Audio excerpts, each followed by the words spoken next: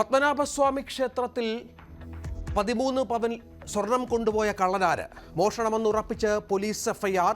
മോഷണമല്ലെന്നും അബദ്ധത്തിൽ നഷ്ടപ്പെട്ടതെന്നും ജീവനക്കാർ. കൂടുതൽ ജീവനക്കാരെ ചോദ്യം ചെയ്യാൻ പോലീസ്. സ്വർണം കിട്ടിയത് ക്ഷേത്ര പരിസരത്ത് കുഴിച്ചിട്ട നിലയിൽ.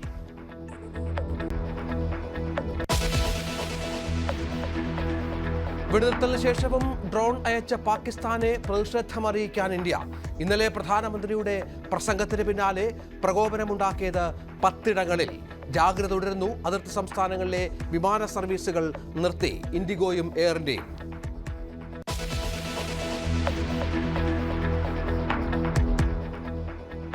അമേരിക്കൻ പ്രസിഡന്റ് ഡൊണാൾഡ് ട്രംപ് സൗദിയിൽ കിരീടാവകാശി സൽമാൻ രാജകുമാരനുമായി കൂടിക്കാഴ്ച നടത്തും. ഗൾഫ് ഉച്ചകോടിയിലും പങ്കെടുക്കും.